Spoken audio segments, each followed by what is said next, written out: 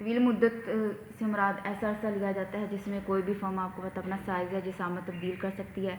Long period है, इसमें कोई फर्म जो है अपनी नई फैक्ट्री लगाना चाहती है तो फैक्ट्री लगा सकती है, प्लांट लगा सकती है। मतलब ये कि अपने कारोबार को डिमांड के मुताबिक जितना चाहे वो एक्सपेंड कर सकती है, उसे हम कहते हैं तवील मुद्दत। और कलील मुद्दत में सार्फ पैदाइश पढ़ाते वक्त मैंने बच्चे आपको बताया था कि तवील मुद्दत में जाके फर्म के जितने भी मुसाफ़ पैदाइश हैं सारे जो है वो मुतगैर हो जाते हैं।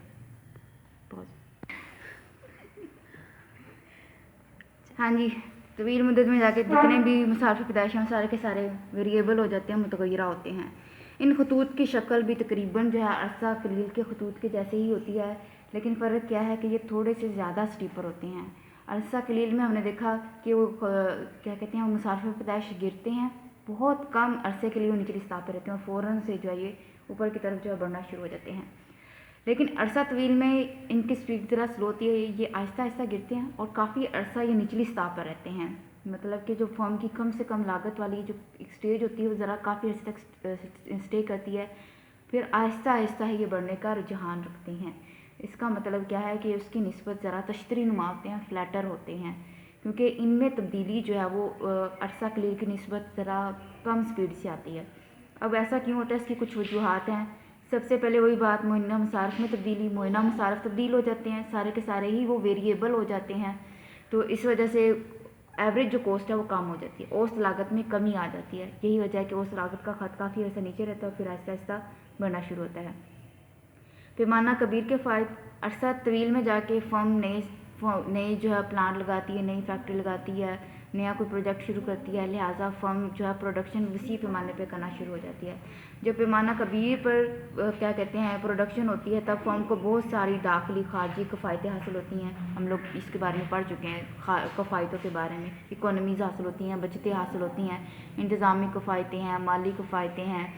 तो इस तरह फर्म की जो लागत पैदाइश या एवरेज जो है वो बहुत कम हो जाती है। यही वजह है कि ये खतूत का फ़ीसद जो है निचली सतह पर रहते हैं।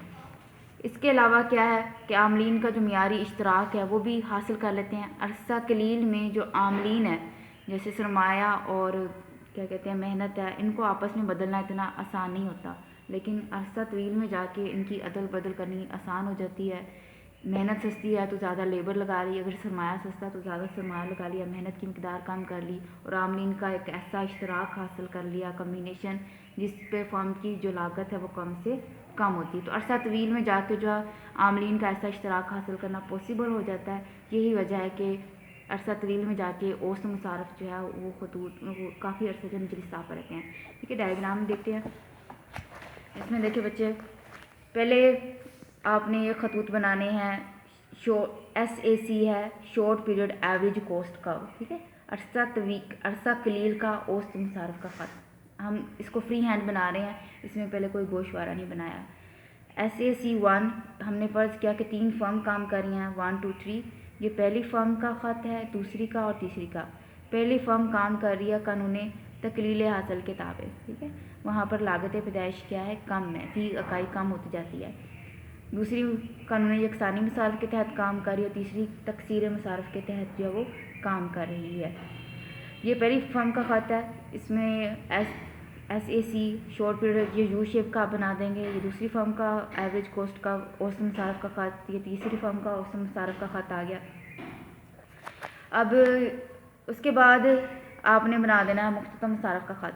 पहली जो फर्म है उसका मुख्ततम मुसारफ का ख़त इस मिनिमम पॉइंट से ज़रा नीचे बनेगा, ठीक है, क्योंकि ये आ जाएगी कानून तकलील हासिल के तहत, तकलील मुसारफ के तहत जो वो काम कर रही है। यहाँ पर लागत पैदाइश क्या है, कम होती जा रही है, फी इकाई।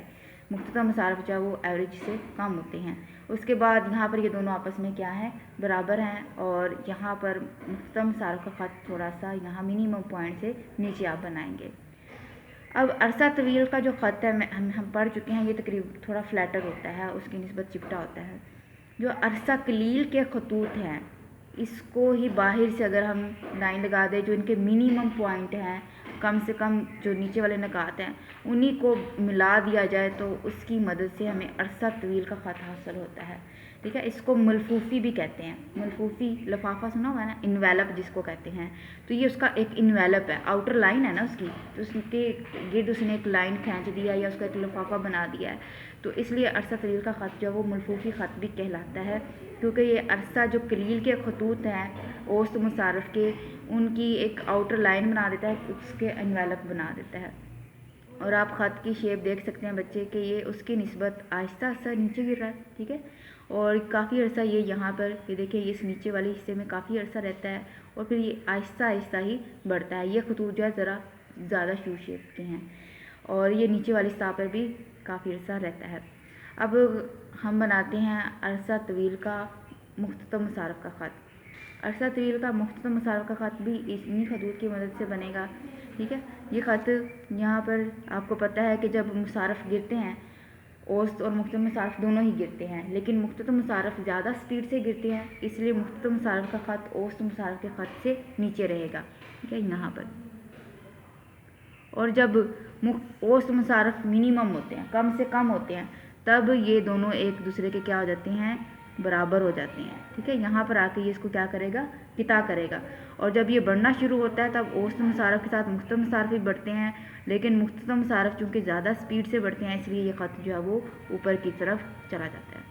गिरते हैं तो दोनों गिरते हैं, और जब औसत मुसारफ कम से कम होते हैं तब औसत और मुख्ततम दोनों एक दूसरे के क्या होते हैं, बराबर होते हैं। और जब औसत मुसारफ बढ़ना शुरू होते हैं, मुख्ततम मुसारफ भी बढ़ना शुरू हो जाते हैं, और बढ़ते वक्त मुख्ततम मुसारफ ज़्यादा स्पीड से बढ़ेंगे, लिहाजा मुख्ततम मुसारफ का ख़त औसत मुसारफ के ख़त से ऊपर रहेगा। और यहाँ पर देखा जाए तो ये वाला जो पॉइंट है ये, ठीक है, ये वो पॉइंट है जहाँ पर फर्म की जो है लागत कम से कम है, यहाँ पर उसका मुनाफा भी क्या होगा, ज़्यादा से ज़्यादा होगा। क्योंकि ये अरसा तवील में जाकर देखें, यहाँ पे मिनिमम कॉस्ट है ना, इसी पॉइंट को अगर हम लिखने ले आते हैं तो यहाँ पर हम क्या करेंगे, ये उसका समझें तवाज़ुन का नुक्ता है, यहाँ पर फर्म जो है वो प्रोडक्शन करेगी। तो इस तरह बच्चे जो है अरसा तवील के खतूत की मदद से जो है हम अरसा तवील का ख़त जो है वो अखज़ कर सकते हैं। स्टूडेंट्स, हम देखते हैं हम फर्म की वसूलियों का तज्जिया। इससे पहले हम फर्म के मुसारफ़े पैदाइश के बारे में पढ़ चुके हैं, जिसमें हमने मुख्तलिफ मुसारफ़े पैदाइश देखे, कुल मुसारफ, औसत मुसारफ, मुख्तसम मुसारफ, फिर अरसा कलील में कैसे होते हैं, अरसा तवील में। अब जो है उनकी वसूलियों का तज्जिया करते हैं। वसूलियाँ क्या है, रेवेन्यू है। फर्म जो चीज़ें बना रही है, अशिया बना रही है, उनको मार्केट में सेल करेगी। सेल करने के बाद जितनी भी उसे रेवेन्यूज़ आती हैं, हासिल मिलता है, उसे हम वसूलियाँ कहते हैं। इसके मुख्तलिफ कॉन्सेप्ट पहले हम देखते हैं। सबसे पहले है कुल हासिल। तो अशिया की एक ख़ास मकदार जो है फर्म एक ख़ास कीमत पर जब मार्केट में फ़रोख्त करती है, तो उसके बदले में उसे जितनी भी वसूलियाँ हासिल होती हैं उसे कुल हासिल का नाम दिया जाता है, ठीक है। टोटल रेवेन्यू को कैलकुलेट कैसे करते हैं, is equal to P multiplied by Q. P से मुराद है कीमत, जो भी चीज़ सेल की जा रही है उसकी कीमत क्या है, क्यू से मुराद उसकी मकदार कितनी है, अशिया की कितनी मकदार है। क्यू की जगह पर समटाइम एक्स भी लिखा होता है, एक्स भी लिख सकते हैं आप, ठीक है। तो किसी भी खास कमोडिटी को शो करने के लिए आमतौर पर क्यू का इस्तेमाल किया जाता है। कुल हासिल किसके बराबर है, कीमत ज़रब अशिया की मकदार। उसके बाद है औसत हासिल। औसत हासिल क्या होगा कि जितनी भी अशिया सेल की जा रही हैं, फ़ी इकाई औसतन कितनी जो है रेवेन्यू जनरेट हो रही है, हासिल मिल रहा है, उसे औसत हासिल का नाम दिया जाता है, ठीक है। और एवरेज रेवेन्यू कैसे कैलकुलेट करते हैं, average revenue is equal to total revenue divided by Q, ठीक है। जितना भी कुल हासिल है उसको पैदावार की इकाइयों के साथ जितनी सेल की हैं उसके साथ तकसीम कर देने से औसत हासिल जो है मिलता है। औसत हासिल जो है उसको कैलकुलेट कर सकते हैं। अब बच्चे देखें कि समटाइम क्या होता है कि थर्ड ईयर के बच्चे जो न्यूमेरिकल जब करेंगे उसमें बाज़ औक़ात औसत हासिल दिया होता है सिर्फ, और हमने कैलकुलेट करना होता है कुल हासिल। तो औसत हासिल आप देखें, इससे टोटल रेवेन्यू या कुल हासिल कैलकुलेट करना आसान है। ये यहाँ पे क्यू डिवाइड हो रहा है, इसको इधर जाके मल्टीप्लाई कर देंगे तो हमारे पास क्या आ जाएगा, कुल हासिल आ जाएगा। दूसरी बात बच्चे याद रखेंगे कि औसत हासिल जो होता है वो किसके बराबर होता है, हमेशा कीमत के बराबर होता है, ठीक है। ये किसके बराबर होता है, कीमत के बराबर होता है। और जो हमारा डिमांड कब होता है वो भी औसत हासिल को ही शो कर रहा होता है, ठीक है। ये चीज़ें याद रखनी है आप लोगों ने। कैसे ये कीमत के बराबर होता है, ये देखो, औसत हासिल बराबर है total revenue over Q. Total revenue का हमें पता है किसके बराबर होता है, पी मल्टीप्लाइड बाय क्यू। यही होता है ना, ऊपर हमने देखा P multiply by Q over Q is equal to क्या है हमारे पास एवरेज रेवेन्यू। यहाँ पर अगर हम करें तो Q के साथ क्या हो जाएगा कैंसिल, और एवरेज रेवेन्यू किसके बराबर आ जाती है प्राइस के। तो इस तरह औसत हासिल जो है वो कीमत के बराबर होता है। मुख्ततम हासिल अगेन मैं आपको बताती हूँ ये क्या है, चेंज इन टोटल है। तो कुल हासिल में जो तब्दीली आती जाएगी उसको हम क्या कहेंगे मुख्ततम हासिल। हर अगला यूनिट सेल करने पर कुल हासिल में जो इजाफा होगा, कमी होगी, वटेवर, उसको क्या नाम दिया जाता है मुख्ततम हासिल का नाम दिया जाता है। फर्ज करें कि एक फर्म जो है वो 10 चीज़ें सेल कर रही है और उसका जो कुल हासिल है वो है 100, ठीक है, ये उसकी अशिया है जितनी वो सेल करी है। मज़ीद वो 1 यूनिट सेल करती है, उसका कुल हासिल बढ़ के हो जाता है 110। कितना चेंज आया है दोनों में 10 का, तो ये 10 क्या हो जाएगा मुख्ततम हासिल। तो हर अगली इकाई फरोख्त करने से मुख्ततम हासिल कुल हासिल में जो तब्दीली आती जाएगी उसे हम क्या कहेंगे मुख्ततम हासिल। अब बच्चे हम देखते हैं मुकम्मल मुकाबला के तहत फर्म के औसत हासिल और मुख्ततम हासिल के खतूत की जो है उसकी वजाहत। मुकम्मल मुकाबला को पहले देख लें। मुकम्मल मुकाबला जो है मंडी में मार्केट की एक ऐसी सूरत हाल का नाम है जिसमें बेशुमार खरीदार, बेशुमार फ़रोख्तकार होते हैं। शय की एक ही कीमत होती है, ये इसकी बहुत अहम खसूसियत है। शय की एक ही कीमत होती है जो कि तलब और रसद के बाहमी तवाज़ुन से तय पाती है। जहाँ पर तलब और रसद बराबर होते हैं, हमने मंडी का तवाज़ुन पढ़ा है ना कि जब तलब और रसद बराबर होते हैं वहाँ पर एक तवाज़ुनी कीमत होती है। वही तवाज़ुनी कीमत कहाँ पर राइज होती है मुकम्मल मुकाबला में। कोई ख़रीदार, कोई फ़रोख्तकार जो है कीमत पर असरअंदाज नहीं हो सकता। मसलन अगर कोई ख़रीदार चाहता है कि कीमत कम करवा ले बारगेनिंग करके, तो कीमत कम नहीं होगी क्योंकि शय की एक ही कीमत होगी। बेशुमार लोग जो है वहाँ पर मौजूद हैं। और इसी तरह कोई भी सेलर जो है वो कीमत बढ़ा नहीं सकता। जितने भी ख़रीदार हैं, फ़रोख्तकार हैं, उन्हें मंडी के हालात से पूरी वाकफियत हासिल होती है। उन्हें पता होता है कि शय की क्वालिटी क्या है, शय की कीमत क्या है। इसके अलावा आज़ादाना दाखिला और खरूज है कि कोई शख्स चाहता है तो वो कारोबार कर सकता है, और कोई शख्स चाहे तो कारोबार छोड़ के मार्केट से जा सकता है। किसी किस्म की कोई पाबंदी आयद नहीं होती।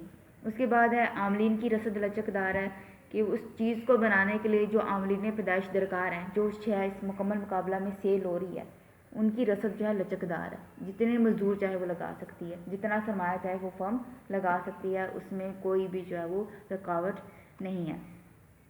अब बच्चे इसकी सबसे अहम खसूसियत हमने पढ़ी है कि फर्म शय की जो कीमत है वो एक ही होती है, ठीक है।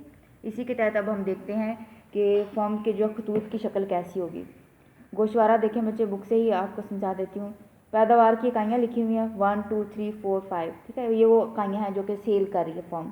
कीमत कितनी है 10, कीमत वही रहती है। फर्म चाहे 1 यूनिट सेल करती तब भी 10 कीमत है, फर्म 5 यूनिट सेल करती तब भी 10 ही कीमत है। कुल हासिल कैलकुलेट करेंगे पैदावार की इकाइयों को कीमत के साथ मल्टीप्लाई कर देने से। 10 मल्टीप्लाई बाय 1 10, 10 मल्टीप्लाई बाय 2 20 हो जाएगा, 10 multiply by 3 30, so on multiply करते जाने से हमारे पास कुल हासिल आ गया। औसत हासिल कैसे हासिल होगा? कुल हासिल को हम पैदावार की इकाइयों के साथ तकसीम कर दें। 10 divided by 1 10, 20 divided by 2 10, 30 divided by 3 10, ठीक है। ये भी क्या आ रहा है 10 ही आ रहा है। उसके बाद मुख्ततम हासिल चेंज इन टोटल, पहला 10 ही आ जाएगा, दूसरा क्या आएगा 20 minus 10, 30 minus 20, 40 minus 30, 50 minus 40, minus करते जाने से हमारे पास मुख्ततम हासिल आ गया।